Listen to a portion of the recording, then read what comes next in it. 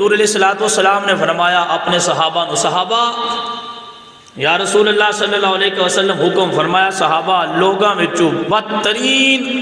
او چور ہے جڑا اپنی نماز چوری کردا ہے،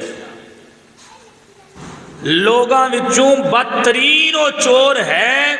جڑا اپنی نماز دی چوری کردا ہے۔ صحابہ کرام عرض کیتی یا رسول اللہ نماز دا بھی کوئی چور ہو سکتا ہے، وہ نماز دی کیویں چوری کردا ہے؟ تو حضور فرماندے نے نماز پڑھن آوندا ہے لیکن رکوع تے سجدے پورے صحیح نہیں کردا، اون نماز دا بدترین چور آکھیا گیا۔ یعنی مال دا چور، مال دی چوری کرنے والا ایڈا برا چور نہیں جنہ نماز دی چوری کرنے والا چور ہوندا ہے۔ حکیم الامت حضرت مفتی احمد یار خان نعیمی رحمۃ اللہ علیہ آپ فرماندے نے کہ مال دی جڑا بندہ چوری کردا ہے انہوں کچھ نہ کچھ تے نفع مل جاندا ہے کہ پیسہ آ جاندا سی، کوئی شے لب جاندی سی۔ تے آپ فرماندے نے نماز دی چوری کرن والا کڈا بے وقوف بندہ ہے، بس جڑا آوندا ہے مسجد دے اندر نماز پڑھن واسطے تے آ کے وضو بھی کردا ہے، پھر ٹائم بھی دیندا ہے تے نماز موڑ بھی اونج نہیں پڑھدا جویں حضور نے پڑھ کے دسیا ہے۔ فرمایا اس بندے نو تے گھاٹے ہی گھاٹا ہے، نقصان ہی نقصان ہے، خسارے ہی خسارہ ہے کہ جڑا بندہ آ جاندا ہے مسجد ٹائم بھی دیندا ہے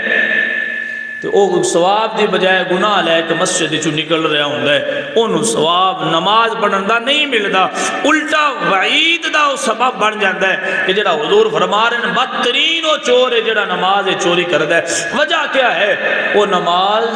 آرام آرام نال نہیں پڑھدا، رکوع بھی پورا نہیں کردا، سجدہ پورا نہیں کردا، قومہ اور جلسے دا خیال نہیں کردا۔ اور تمہیں پتہ ہونا چاہیے جلسہ بھی نماز واجب ہے، دو سجدیاں دے درمیان جڑا بیٹھی دا انہوں جلسہ کہندے، رکوع تو بعد جڑا کھڑا ہوئی دا انہوں قومہ کہندے، اور یہ دوویں چیزاں واجب نے بندے تھے، یہ دوویں چیزاں نماز دے واجبات جو ایک واجب ہے تعدیل ارکان، نماز نو ٹھہر ٹھہر کے پڑھنا۔ تو جڑا بندہ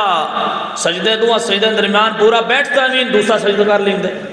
رکوع تو وجہ مکمل سیدھا کھڑا نہیں ہوندا تو سجدے میں چلا جاتا ہے، وہ نماز دا ایک واجب چھوڑ دے تو اون دی واسطے وہ نماز واجب الاعادہ بن جاتی ہے۔ تو فرمایا جڑا بندہ ہنج کردا ہے وہ تے بدترین چور ہے، نماز دی چوری کر رہے ہے، اور ان گناہ تے ہونی ہونا ہے لیکن ان دا خاتمہ بالایمان نہ ہون دا ایک سبب یہ بھی بن سکتا ہے وہ نماز دا پورا خیال نہیں کر رہے۔